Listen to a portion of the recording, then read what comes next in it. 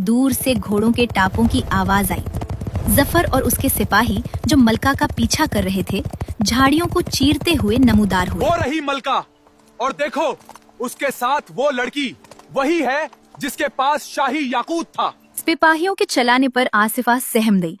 उसने जिंदगी में कभी इतनी नफरत भरी आवाजें नहीं सुनी थीं। जैसे ही सिपाही आसिफा की तरफ बढ़े, एक ऐसी दहाड़ गूंजी कि जमीन लरज उठी। आजर, जंगल का बादशाह, चट्टान के पीछे से बिजली की सी तेजी से लपका।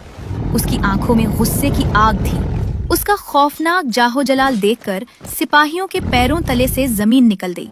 सिपाही खौफ के मारे पीछे हटे, मगर मकरो फरेब से काम लेते हुए उन्होंने मलका को घेरे में ले लिया। तलवारों की झंकार ने जंगल के परिंदों को उड़ा दिया। हर तरफ अफरा तफरी मच गई। मलका ने एक आखिरी बार आसिफा की तरफ देखा और चीख कर कहा, आसिफा, भाग जाओ, अपनी जान बचाओ। सिपाही मलका को जबरदस्ती अपने साथ ले गए और आसिफा बेबसी से सिपाहियों को दूर जाते देखती रही। आजर ने सिपाहियों का ताकुब करना चाहा, मगर वो पहले ही घोड़ों पर सवार महल की ऊंची दीवारों के पीछे गायब हो चुके थे। अब सब्जार जंगल का सुकून आसिफा के लिए मातम बन गया था। वो आजर की गार में बैठी सारा दिन रोती रहती। उसे अपनी माँ की वो सिसकियां और सिपाहियों का जुल्म याद आता तो उसका दिल कटने लगता। जंगल की हवाएं भी अब उसे उदास लगने लगी थीं।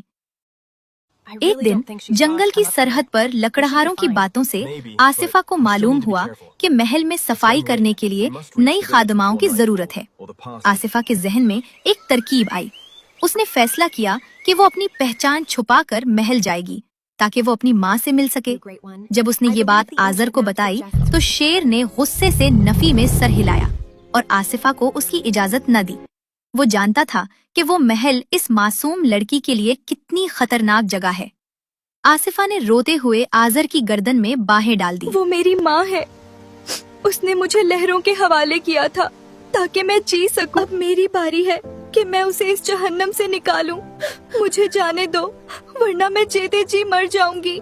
आसिफा की आंखों में अज़्म की आग देखकर आजर की सख्ती पिघल गई। उसने धीरे से अपना सर आसिफा के कंधे पर रखा और उसे इजाजत दे दी।